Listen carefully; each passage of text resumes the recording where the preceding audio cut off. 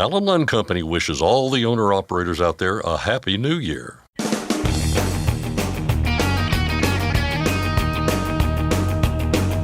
OOIDA, representing America's truckers since 1973, presents Landline Now with your host, Mark Reddick. A bill that would have given FMCSA some real teeth in the fight against freight fraud is back in Congress, and it's already off to a strong start. Mark Schremmer of Landline Magazine fills us in on the latest. New people are in charge of major federal departments, people who bring their own personalities, knowledge, and priorities to those positions. I'll discuss the new heads of DOT and EPA with OOIDA Director of Federal Affairs, Jay Grimes. Then we'll take a deeper look into President Trump's picks to lead those two departments and what they're already doing, as well as what comes next with Tyson Fisher and Mark Schremmer of Landline Magazine. And finally, Marty Ellis is hearing about some of the continuing problems truckers are having with lease-purchase agreements. I'll talk with the man who drives the spirit of the American trucker. And now, here's Scott Thompson. Thanks, Mark. It is no secret that freight fraud is running rampant in the trucking industry and has been for a while now. While truckers are often left to fend for themselves, some help could be on the way. Here to explain, Mark Schremmer of Landline Magazine. Mark, how you doing? I'm doing well, Scott. Thanks for having me. We're going to have to start charging you rent. You've been here so much this week, Mark, but we do appreciate it. So we've got a bicameral, bipartisan bill now on this issue. It's called the Household Goods Shipping Consumer Protection Act. And in short, it would take aim at freight fraud. What exactly, and I guess, we can talk about the bill that came before it, but essentially this would take aim at the issue from a number of angles. Yeah, and from a trucker's perspective, this might not have the best name because you look at it and you say Household Goods Shipping Consumer Protection Act. It almost kind of reminds me of the National Consumer Complaint Database, where it's just kind of the name. But so part of this intention of this bill is, as the name is, it's to crack down on fraud involving residential moving companies, but it would also assist in the overall effort to fight freight fraud. Namely, one of the big parts of this is giving back authority to FMCSA to have some teeth to issue civil penalties against bad actors and people who commit broker fraud, overall freight fraud, those type of issues. And that's really from the trucker angle why this is so important. And as I alluded to there, we did have a House bill on this issue, pretty much identical, I think, if not identical, right, in the previous Congress. The good news this time is that we've got that bill in the House again introduced, and now we've got one in the Senate as well. Yeah, there's really a lot of good signs here. You start off with the fact, anytime, I know we talk about this all the time, but if a bill in this day and age is bipartisan, that is a big thing, and this is, and as you mentioned, in the House and Senate. But also, just going back to the House bill from the previous session, that passed the House Transportation and Infrastructure Committee by a vote of 62-2. So that tells you there is some major support there. Now, that did not get to the full House floor for a vote to advance, so that was a bit disappointing. A similar thing happened with the Truck Parking Safety Improvement Act last session, but it still shows that there is support for it. Now you come in, and now you have on the Senate side, you have Republican Deb Fischer from Nebraska and Tammy Duckworth, a Democrat from Illinois, introducing the Senate companion bill. Senate S337 is the bill number on that, and it's basically an identical bill, and it's going to, that really makes a difference when you have a bicameral bill from both sides of Congress coming through, and I think this is one that really we may see to the finish line, or packaged into the highway bill at some point. Yeah, this is a great example of one of these issues that if you were to talk to your lawmaker about this particular issue, and if they were to completely understand how bad the problem is out there, and honestly how, I shouldn't say simple, but how easy it would be to address on a number of levels. Again, we're talking about FMCSA essentially giving them some teeth when going after these scammers, civil penalties.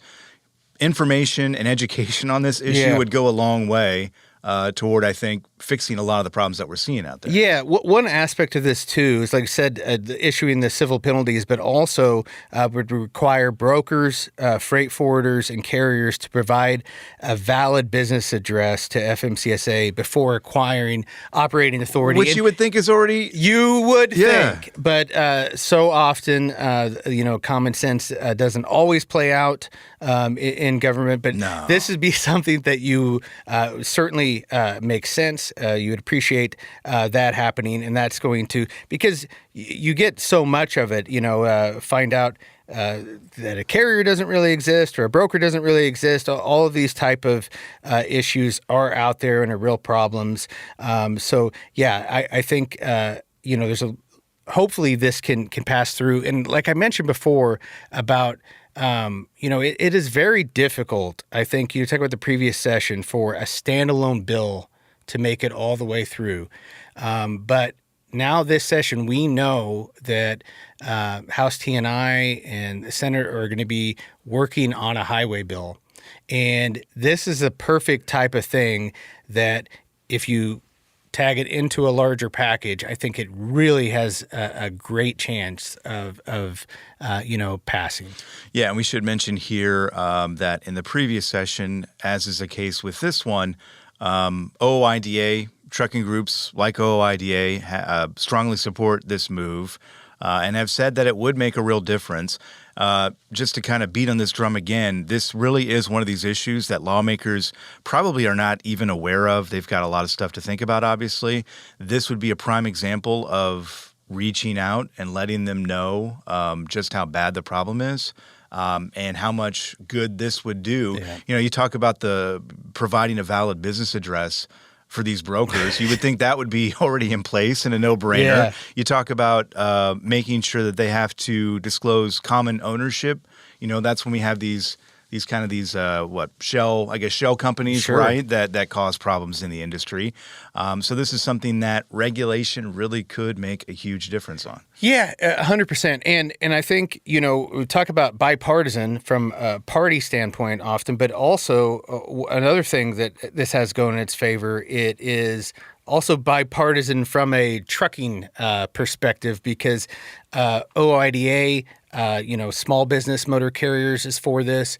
ATA, large fleets also for this. The good brokers, the ones that are legitimate. So we have it's really everybody understands that freight fraud is a problem, whether you're a trucker, whether you're a broker, and both sides want some things fixed there. Keep an eye on fightingfortruckers.com for information on reaching out to your lawmakers. Also, landline.media is the website for updates on this story. Mark, we appreciate your time as always. Yeah, happy to be here. One other news item that caught our eye today, and we turn to Oregon for it. Efforts to delay the state's electric vehicle mandate on medium and heavy-duty trucks continues. A committee within the Oregon House there held a hearing this week on a bill that would delay implementation of the Advanced Clean Trucks rule by 2 years. The idea there is to give Oregon more time to build out charging infrastructure. We'll keep an eye on the effort there and provide updates when they come up. For Landline Now News, I'm Scott Thompson. Mark, back to you. Thanks, Scott. OOIDA is accepting applications for the OOIDA Mary Johnston Scholarship. You can find more information or apply at ooida.com. The deadline is tomorrow, Saturday, February 1st. Next, I'll discuss the new heads of DOT and EPA with OOIDA Director of Federal Affairs, Jay Grimes. And we'll take a look at what's next now that those officials are confirmed with Tyson Fisher and Mark Schremmer of Landline Magazine. We'll be back in just a moment with more of our program. I'm Mark Reddick, and this is Landline Now. Are you tired of the IRS following you around like a dark cloud? Call 888-557-4020 and get your life back. At TruckStop, we built a better load board for carriers like you. Sign up today and access over 600,000 loads on the most trusted online load board. Learn why the best in the business rely on TruckStop to make more money and start driving your profit today. It's tested and proven. Burn 2.1% less fuel when you balance all wheel ends with Centromatic. Call 800-523-8473 to get the OOIDA discount.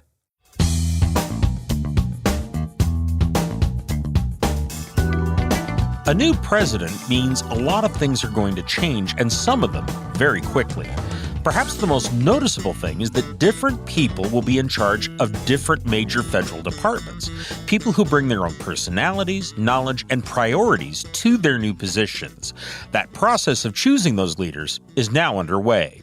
Welcome back to Landline Now. This is Regulatory Roundup, and I'm Mark Reddick. I'm joined as always by OOIDA Director of Federal Affairs, Jay Grimes. Jay, how are you doing? Doing well, Mark. Great to be with you. Well, great to have you here. Before we got on the air here, we were talking about how fast things are moving, and they really are just at lightning speed right now.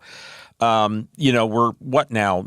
Not quite 2 weeks into the new administration, and we have a new Secretary of Transportation.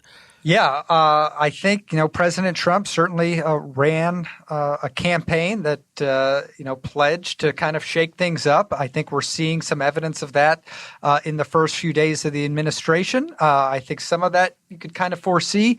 Some of it's a bit new, but I think we have known that some of these picks to lead the different agencies were coming, and kind of the Senate confirmation process has been completed on a number of these positions, including former Congressman Sean Duffy being officially confirmed as Department of Transportation Secretary. That vote came late Tuesday earlier in the week. He went over to DOT after his confirmation and got right to work after being sworn in. Yeah, and I want to talk about that a little bit, but I do want to get just a little bit further into his confirmation, because this seemed like a very bipartisan, friendly confirmation process, which is kind of at odds about how most politics works these days. Can you offer some highlights from the confirmation hearing he had before the U.S. Senate? So each of the nominees, goes in front of a different Senate committee, takes questions from all the different senators on that committee, and submits a whole lot of different official paperwork and background and experience to make sure that they're qualified. And I think Mr. Duffy, aced his hearing, not very contentious at all. I think received praise from members of both sides of the aisle. I think it's sort of a careful dance from the nominee. And, Mr. Duffy, I think during his time in Congress wasn't on the Transportation Infrastructure Committee as much. He kind of made his presence known on the Financial Services Committee, certainly voted on many transportation issues, including showing support for small business truckers in terms of getting relief from the ELD mandate. But I think during his hearing showed he was a pretty quick learner, was able to identify different transportation priorities that he was going to focus on. And I think, as the committee showed in their vote shortly after his hearing, which was a 28-0 unanimous vote to confirm Mr. Duffy, that I think he's going to be a trusted pick to lead DOT. Well, you mentioned that committee vote, but when it got to the floor of the Senate, the full Senate, to vote on the confirmation, it was like 77-22. But from what I've been reading, those votes are actually, the no votes are not about him in particular. Do we know what it was that they were upset about? Yeah, and we might get into this a little later. And even on Monday night, the Senate kind of took an initial procedural vote, and that was 97-0 in favor of Mr. Duffy. Then late Monday, early Tuesday, the administration issued a memo. It's being known as a federal funding freeze, which was pretty unclear directive, and no one was really sure exactly how it was going to unfold and what it would be applied to. I think in some of the confusion, some of the Democratic senators used their vote, because this was the first floor vote on the Senate since that directive was issued, kind of as a protest vote to that action. And the final vote ended up being 77-22. to 22, and we even heard from quite a few of the 22 senators who kind of, said that was the case, that they were in favor of Mr. Duffy, but they were really kind of showing their opposition to that federal funding freeze initiated by the White House. Nonetheless, 77-22 still an overwhelming majority. You only need a 50 simple majority to get approved, and Republicans have those numbers with the current 53-47 majority in the Senate. So bipartisan vote, I think not as certainly wasn't as overwhelming as we saw in committee and even in that initial full Senate procedural vote. But Mr. Duffy is over at DOT headquarters getting his leadership tenure underway. Oh, you mentioned that he is over at DOT, and apparently he went straight over there. What was his first action once he got there to the DOT headquarters? He made some initial actions, kind of going to be looking at fuel economy standards. And I think this indicates that this administration, and I think Mr. Duffy pledged this since he was selected as the pick, is going to be really looking back at some regulations that maybe were burdensome, costly to the industry, and really trying to find ways to make them more practical, more common sense. So I think this is the first in a number of actions, kind of be looking to some current regulations that are on the book that they might feel need some amending or some review. And we've kind of seen that in some of the kind of automatic regulatory freeze actions that have been taking place over the first 2 weeks as well. I would expect more of the same as the new administration kind of gets people underway in the different agencies. Well, we have another cabinet-level nominee who is pretty much ready to go here, and that's the president's nominee to head the Environmental Protection Agency, or EPA. His name is Lee Zeldin. We knew quite a bit about Sean Duffy when he was nominated because of his experience in Congress. What do we know about the previous experience and background of Lee Zeldin? Yeah, somewhat of a similar story. Congressman Zeldin, former congressman from New York, served mostly the same time as Duffy. I think Duffy was 2011 to 2019. Mr. Zeldin was a couple years later. Left Congress, ran for governor of New York, was defeated as governor, but has a lot of legal background.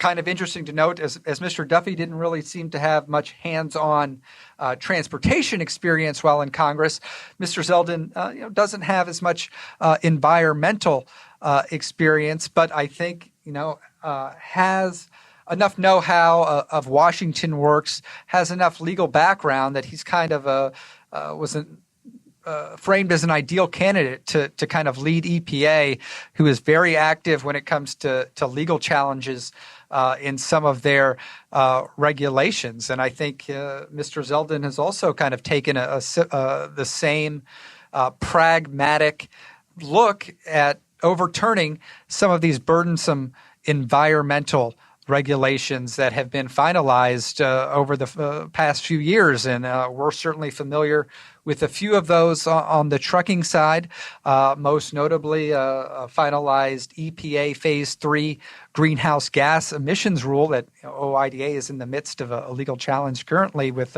some other industry stakeholders. And, I think Mr. Zeldin is going to kind of take that approach over at the Environmental Protection Agency now that he's been confirmed in that position as well. Now, at the moment you and I are talking, it's before this airs. And when we're talking right now, Mr. Zeldin's final confirmation vote has not taken place. But as everything is moving at lightning speed, are we expecting him to get the nod from the full Senate? And how soon could that happen? Yes, he got a 56-42 procedural vote. So as we talk right now, the vote is taking place on the floor. I expect him to be approved. Maybe not quite with the overwhelming majority as Mr. Duffy, but the EPA, that position can always be a little more contentious given the nature of the environmental regulatory arena. So expecting Mr. Zeldin to get in place over at EPA, and I think we're optimistic that he can review, potentially reverse some of these burdensome heavy-handed environmental mandates that we think can have a real economic detriment to small business truckers. There's another item I want to get to here in the few minutes we have left, Jay, that you had mentioned. And, of course, this is something that, once again, could have an impact on trucking. There was a funding freeze put in place by the new administration. But now several things have taken place that have changed that whole story. So before we get into the details of what was or wasn't frozen, where do we stand right now? I mean, what has happened, and is there a freeze or is there not a freeze?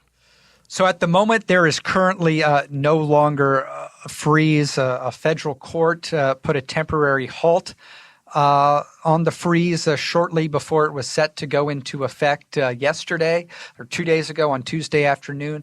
That gave kind of a week for further legal review. I think there have been a couple of other judges saying they're ready to halt the order as well. We've also seen a move by the White House to rescind the initial memo, but we've also gotten indications that they still plan to implement the freeze if possible. So kind of awaiting some further steps. But for the moment, no funding freeze. But as you mentioned at the top, each hour we're getting some different news, and it's kind of been a back and forth between the administration and the courts, with Congress playing a pivotal role as well. So our heads a little bit on a swivel here, but I think some interesting actions, that the White House, the new administration, wants to target as part of this potential funding freeze, or maybe an amended freeze that may come up here within the next few days. Well, let's talk a little bit about that, because there is a lot that they're looking at doing that clearly looks like they're headed back toward trying to do this again. What are some of the things that the administration is calling on to happen? Yeah, so it was really calling on agencies across the board to complete a comprehensive analysis of all their federal funding programs to identify different areas, projects, and activities that could be implicated by a series of executive orders that the president put out in the first couple days of his administration. But as they undertake that review, to the extent permissible under law, which has now been halted, the agencies must pause their activities related to obligation or disbursement of all federal financial assistance that may be implicated by those executive orders. So there was really some confusion on exactly what programs that applied to, some worries that it might apply to Medicare, Medicaid. I think the administration came out and clarified that it would not apply to any individuals relying that assistance. But we were kind of unsure on how it was going to impact DOT spending. I think the intent really is looking at environmental or electric vehicle infrastructure funding, which was mentioned in some of those executive orders to end the EV mandate. So I think that's really for DOT what the target areas are going to be. But the way that this was kind of structured and written, it left a whole lot of confusion, some disruption that I think is being clarified in the couple days, and we'll kind of see where this goes next week. Well, Jay, we're out of time, but thank you very much for the information, and I hope the roller coaster slows down. We'll see. Okay. I've been talking with OOIDA's Jay Grimes. Landline Now will be back in a moment. Penske owns and operates some of the best-maintained vehicles on the planet. Our used trucks come with a 5-year maintenance report and pre-sale inspection. So if you're in the market for a top-quality pre-owned truck, look no further. Search our inventory today at PenskeUsedTrucks.com. Capital Reman, the leader in remanufactured diesel engines and components, has partnered with OOIDA to offer exclusive member benefits. Visit CapitalReman.com today to support America's transportation industry and take advantage of your benefits. Welcome back to the show. The first couple of weeks of the Trump administration have been jam-packed with news, and some of it has a direct link to the trucking industry. We've got new leaders of the Department of Transportation and the EPA. We've reported on a few of the early moves they've made, but now we'll take a bit of a deeper dive with the help of Tyson Fisher and Mark Schremmer of Landline Magazine. Gentlemen, good to see you. Yeah, thanks for having me. Yeah, thanks for having us on. So I assume you both have slept in the past few days, but again, the news cycle Moderate, really, yeah. a little bit here and there. The news cycle really hasn't stopped churning since Inauguration Day. We've got Sean Duffy and his Secretary of the U.S. DOT. We've now got Lee Zeldin leading the EPA. A lot of ground to cover here because a lot has taken place. Let's kind of take these one by one, I think, starting with what we're seeing here at the Department of Transportation.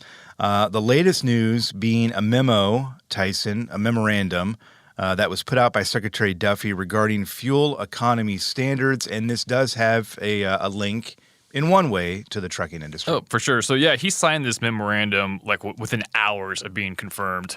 So, right out the gate, he wants to roll back Biden's corporate average fuel economy standards. So what that is basically the miles per gallon minimum. So, so vehicles, this is specifically for like light duty vehicles, passenger cars. So I think like right now it's set like 47 miles per gallon is the average, is what's got to be the minimum. So the Biden administration increased that in phases dramatically, and so what Duffy's basically is directing NHTSA to do is to roll that back to where it was before the Biden administration took over. What's interesting about this is this is about light duty vehicles, but it kind of tells us where we're going with the DOT. So this is the thing we need to know is that the DOT does not have control over emission standards. Mm-hmm. So this is different. This is fuel economy. I know we're kind of splitting hairs here, but the thing that we are really interested in are the huge emission standards that were introduced last year. DOT doesn't have control of that, so we were kind of waiting on the EPA on that. So that will be coming later. But for this, right out the gate, Duffy did what he can do with emission standards, and that's fuel economy. Yeah, and just to be clear, everything we're going to talk about here over the next several minutes, they all kind of are floating around each other or, coming together in some way. We talked earlier in the week, Mark, about the regulatory freeze and what that could mean. Yeah. This kind of plays into what Tyson's talking about here with this memo as well. Essentially what they are doing is hitting the brakes and saying, we're going to look at everything, possibly rolling back quite a few things. Yeah, and I think this also gives us a little insight to what we're going to see out with Sean Duffy in charge of the Department of Transportation. One of the things when he was first nominated that we talked about is, he's a former congressman, but he wasn't on the House Transportation and Infrastructure Committee. He was more of kind of a finance committee person. And I think you're going to see, his tenure as the DOT leader, maybe a little bit more of a business-like approach to Department of Transportation, and definitely a rollback of regulations where we can. Now, he's during his confirmation hearing, he's also said all the right things about prioritizing safety, but he's also had quotes of Trump is a builder, we're going to do infrastructure, we're worried about innovation. So I think there's going to be a lot of focus on that, and there's going to be a look back and say, okay, if we have what they feel to be regulations that are maybe technology-based or something where things haven't been perfected and they're trying to, push these environmental issues, we're going to take a step back. We're going to pause. Is this actually working for the small business truckers? Is this working for the supply chain? All of those things I think are going to be taken into account. You don't want to read too much into a couple of initial actions, but he also wasted no time with that, as Tyson pointed out in his stories. So if you get sworn in and then moments later you're putting out a memorandum to do something, it really does give an indication of what we're likely to see over the next couple of years here. Yeah, it's clear they hit the ground running. They clearly have been thinking about these things, leading up to Inauguration Day, which is why we saw it, in the first days. We saw a lot in the first days of the Trump administration, but, clearly, as you point out, they were thinking about this and they had a plan and they're moving forward with it. It's interesting that you point out kind of the different I guess, perspective of this administration, with Sean Duffy in particular, talking about the business side of things, because we're seeing more of that, Tyson, too, with even things that kind of overlap with the EPA, the greenhouse gas emissions standards. There was also a move on that as well, right, in previous days. So it all kind of folds together as we're looking at all of this. Yeah, it does. And so that memo with the fuel economy, that was day one of Duffy's job. Day two, he got the ball rolling to rescind a thing called a greenhouse gas performance or greenhouse gas measurement rule. Yeah. And basically, not get too deep in the weeds, but this is a rule that has state DOTs and metropolitan planning organizations. They're required to establish declining carbon dioxide targets that are vehicle related. It is a framework, so it's not a set target. They're flexible in what they want to do as long as it goes lower. This is a weird one because this is not Trump's first rodeo with this rule. And so back in 2017, just days before his first term, the Obama administration established this rule. And then Trump, under his Federal Highway Administration, basically said, "Oh, we overstepped our authority. Mm-hmm. We're going to block this." And then when Biden came in, he's like, "Nope, just kidding. Put it back in. Put it back in." Yep. That was then challenged. It was finalized, but then that was challenged in the federal court. And the federal court actually said, "No, the Trump administration got it right. This is FHWA overstepped their authority." And that's kind of where we're at now. So at the court level, it's been blocked. But what the Trump administration is trying to do and what Duffy's trying to do is just get it done completely at the regulatory level. We're just going to rescind it. So both are going to happen at the same time. So we have this legal challenge and we have this regulatory rollback. So the Federal Highway Administration wants to stop the court proceedings, but the states that are suing the government said, let's not do that because basically we're too deep into this legal proceedings. Let's keep the legal proceedings going because the regulatory process is not a fast one. And so it's possible that this court case could end before the regulatory process. Not only that, but legal precedent would have more of a long-term effect than a regulatory rollback that another administration can come back and do it again because we've seen this before. Whereas, a circuit court, precedents can really just stop it from happening in the future altogether. So both are playing out at the same time. Yeah, it's a constant flipping back and forth every time. Every 4 years, it feels like we've got that, which leads to uncertainty, which leads to questions and confusion. And, we are where we are now. I'm curious, Mark, too, to see, we saw former Secretary Pete Buttigieg really lean into truck parking and different trucking issues. It would be nice to see some continuity on those things that, they got the ball rolling on. And I suspect as we get past these first 100 days, we are going to see some of those things come back to the fore. I know it's something that, OOIDA obviously will be reaching out to Secretary Duffy about, but we'll see how that kind of works out. Yeah, and I think one of the things that was positive when you talk about that is so many of these other things that we were saying that have gone back and forth from administration to administration have been very partisan type issues, whether it's with EPA related stuff or whether it's like the independent contractor rule that's kind of flipped back and forth from Obama to Trump to Biden back to Trump here. But on this truck parking, it's a bipartisan effort. You got Republicans and Democrats. It passed the House T&I committee last year. A pretty strong vote in support of it. Like I said, Democrats and Republicans. So you hope that just because we've changed administrations on that issue, we're not expecting a big change in thoughts or beliefs there. Right. And Congressman Mike Bost of Illinois is going to reintroduce that Truck Parking Safety Improvement Act. Hopefully, with the continuity now in government, we'll see some real momentum on that and getting that thing across the finish line, which, as we have talked about before, would do a lot of good out there.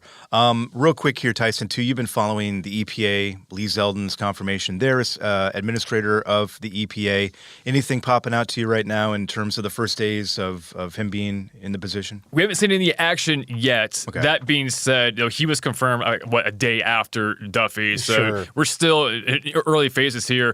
the things we can look forward to. So some of the big things I think the trucking industry is looking forward to as far as regulatory rollback is going to be under the jurisdiction of the EPA. That's the federal truck emission standards that we saw last year, but that's also the Advanced Clean Trucks waiver that follows under the EPA's jurisdiction as well. So, fingers crossed, we're going to see some maybe the revocation of that waiver and probably the rollback of the truck emission standards. If Duffy's memorandums are any indication, I think it's pretty optimistic that those two things could happen. Yeah, this is where the overlap really is very evident. I think that's probably a safe bet.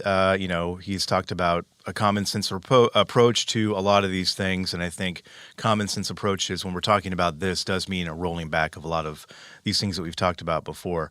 Real quick, beneficial ownership information. Let's pivot here real quick. I know people are probably tired of hearing about it. It is important, obviously, because it was a requirement. Now it's not a requirement. It could be a requirement again.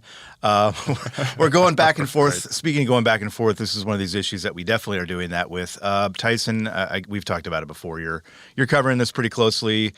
We've got the Supreme Court involved. We've got different bills. What's on your mind, I guess, with this? You probably don't want it on your mind anymore, but it won't go away. So it will eventually, Tyson. It's okay. We're here to support you. Group hug. So the Supreme Court lifted the injunction, and everyone thought that was it was back. Let's not get to the weeds here. The only thing that anyone needs to know is that beneficial ownership information reporting is not required now. As of this minute. As of this minute. Yep. And that, as far as I know, that's probably going to be intact till at least March 25th when the Fifth Circuit Court of Appeals hears oral arguments on the case. But until then, that's what you need to know. With that being said, the key word I think you used there was uncertainty in what's happening here. And Congress is actually trying to step in to at least establish some kind of certainty, some temporary, some permanent. So Senator Tommy Tuberville and Representative Warren Davidson reintroduced the Repealing Big Brother Overreach Act. This will simply just repeal the Corporate Transparency Act and just completely kill beneficial ownership information reporting just completely. It will be done and over with.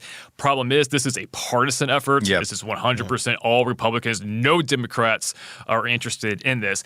That being said, there is a compromise, and that compromise is with a different bill called the Protect Small Business from Excessive Paperwork Act. And what that will do is it will extend the deadline of beneficial ownership information reporting to January 1st of 2026 rather than the January 1st, 2025 deadline.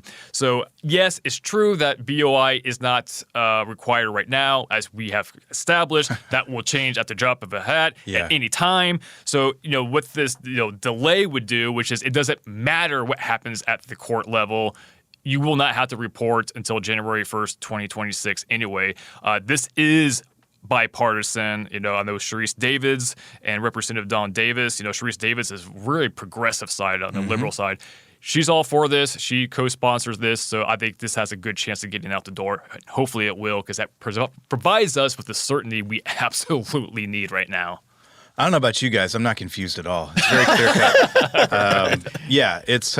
It's been a wild ride with regard to beneficial ownership information reporting requirements. This is not the last we'll talk about it, of course, as well. Tyson, good luck to you on covering this or continuing to cover it. Tyson Fisher, Mark Schremmer, we appreciate your time and appreciate your expertise, and we will see you again soon. I look forward to it. Thank you. You can check out Tyson and Mark's outstanding work every day on Landline.media and in every issue of Landline Magazine. We'll step out now for a quick break, but don't touch that dial. We've got more Landline now on the other side. Running on ultra-low sulfur diesel? Stay protected this winter with Howe's Diesel Treat and Diesel Lifeline. Steer clear of gel and ice with North America's #1 trusted brand. Find Howe's products nationwide at select retailers, auto parts stores, truck stops, and on Amazon.com. Since you started, what you've loved about trucking is the freedom. Heading out on your favorite route, a good driving song, and thinking about truck insurance. Well, maybe not that last one. That's why we're here. At OOIDA, we have a full range of truck insurance products, expert advice, and great customer service, helping you get the right coverage for your operation. Go to OOIDA.com, because your job is to drive. Our job is to help with everything else. Landline now. Welcome back. Every week, we check in with Marty Ellis, who drives OOIDA's tour truck, the Spirit of the American Trucker. Marty continues his journey through the great American Southwest, hitting some longtime truck stops with newer names. And along the way, he's hearing about some of the continuing problems some truck drivers are having with lease purchase agreements, as well as a growing number of trucks that he's seeing out on the road that are clearly unsafe. Carolina west to Denver, up to Bangor, west to Austin, coast to coast, sea to sea, sail on, sail on. Well, Marty, how are you? I am lovely, Mark, and you? I'm doing great, thank you very much. Where are we finding you this fine day? We are at the Speedway in Yuma, Arizona. That's 10800 North Frontage Road. It is actually the old Flying J there in Yuma, and we'll be there through the 2nd, and then we'll head over to the TA in Phoenix, Arizona at 6741 West Latham Street, and that is the old Danny's. So going to a couple places that have changed its name a little bit. Yeah, it sounds like it. And, you know, they do seem to change names an awful lot these days. Yeah, they do. Yep. Well, let's talk about some of the issues that are going on here, Marty. And I know that you've been hearing a lot. And the first one that you mentioned the last time we kind of communicated was lease purchase agreements. And this is obviously a really, really big topic right now with that truck leasing task force having just wrapped up their work. What are you hearing from truckers right now on this? Yeah, it's. I'm glad that we have a task force going on and that, but we really do need some sort of rules and regulations, and so many guys are getting taken advantage of. I'm not saying that every one of these lease agreements are bad. They are just, the good ones are far and few between. And even the bad ones, some guys have been able to struggle through and get that truck purchased. But boy, I was talking to a gentleman the other day, and we were talking about it kind of being related to the, you owe your soul to the company store, because that's how he felt. It was, basically that he owed everything to the company, the leasing companies, where he would go, at one point in time, he went a full month without getting any money. And whenever you get something, in your paycheck that says you owe them, you know that there's a problem, and it doesn't have to be that way. And I just wish, and I really don't understand the numbers, on this, on how each one of these companies keep on staying afloat, other than they just take advantage of people in a situation where they really want to get into their own truck and they don't have money, they don't have credit, and they just take advantage of that situation, and they get them in a lease agreement where the company's making more money, by leasing that truck than they are hauling freight. Yeah, and that's the key to it right there. And I think you're absolutely right about the company store reference, because that really is basically what it is. And definitely they take a lot of loads that are awfully low paying, and they do that so they can keep the trucks moving, but their real profit is going to be coming from a lot of those truckers. And that's just wrong on so many levels. Yeah, I was talking to him, and, it's just, everything goes through the company. Even getting permission to have your truck worked on, and then they decide what you're going to get fixed and what you're not. Everything going through them, fuel card, insurance, if you need any, tarps or straps or whatever you're hauling, load locks, they want you to get it through that company. Now, maybe they don't have to, but they sure make it a point to make sure that those lease operators tend to have to get it from them. It's interesting because in the other kind of lease, when an actual owner-operator is leasing on with a carrier, they put in those federal leasing rules specifically to stop this exact kind of behavior because it was happening a lot. It really was. And they put those rules in, and as usual, when you've got some businesses that are unscrupulous, they just find a way around the rules. And that's what they've done here. They didn't like the federal leasing rules, so they created a business arrangement that was exempt from that. Exactly. I'm hoping that, through all the comments and, that have been put into the lawmakers and that something gets done this time to make it to where it's at least a little more of a level playing field. We'll use that remark, as the big companies like to say. Yeah, and I have to say, I've seen a number of federal reports over the years. I have never seen one that was this scathing, this I don't know what term to use, but basically this blunt in its assessment of something and basically saying this is so bad it's irredeemable and it ought to just be banned. Yeah, and I get that thought process. Would it take away for some people that really could do it well if the company that they were working with was doing it well? Yeah, but I think instead of just throwing it all the way out, let's just have some regulations, and enforce them. So many of these regulations don't get enforced against some of this stuff. Yeah, that's true. That's definitely true. Well, let's talk about another topic here that you've been hearing about, and that is unsafe trucks. And it seems like this is one of those topics that just keeps coming back now and again. What specifically have you been hearing from people in that category?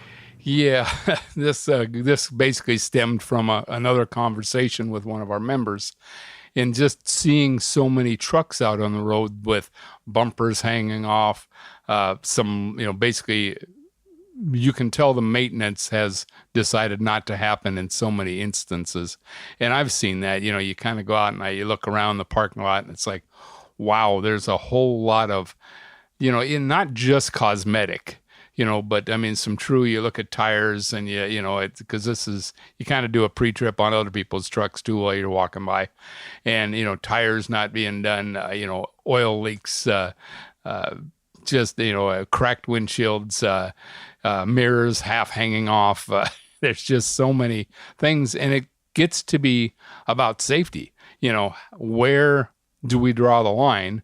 And I don't get pulled into a scale every 5 minutes, but you would think that would be one of those things that not only at the scales, but, law enforcement going down the road would notice some more of. And, because if we notice it out in the parking lots, they've got to be running up and down the road that way. And it just seems like it's getting more and more. And, I think both of us, you and I, have seen a lot of that happen when the rates are down. And that's one of the first things to stop is that maintenance. Yeah. And I remember years ago, I saw a truck hauling a container chassis with a container on it. And one of the back tires was just literally in shreds. I mean, it was just kind of flopping around as the truck went forward. And I will say the tractor was not much better. But, there are places where that kind of truck is not uncommon. Luckily, most truckers are responsible with their rigs. Oh, absolutely. There's some really good guys out here, and we don't want to paint this with a big brush, but there's a few out there that really need to take a look at it. Well, Marty, we're running out of time here. Where are you headed to next? After Yuma, we'll go to the TA there in Phoenix, and then the TA in Wilcox, Arizona, the Petro in El Paso, and the Road Ranger in Cisco, Texas. Okay. Well, any final words before you ride off into the sunset?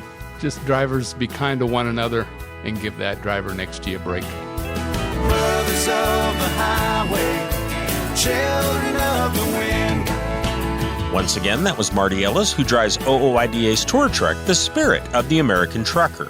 You can find Marty's next stop on our show and every day at our website, landlinenow.com. Again, that website, landlinenow.com. That's our program for today. I'm Mark Reddick, and this is Landline Now.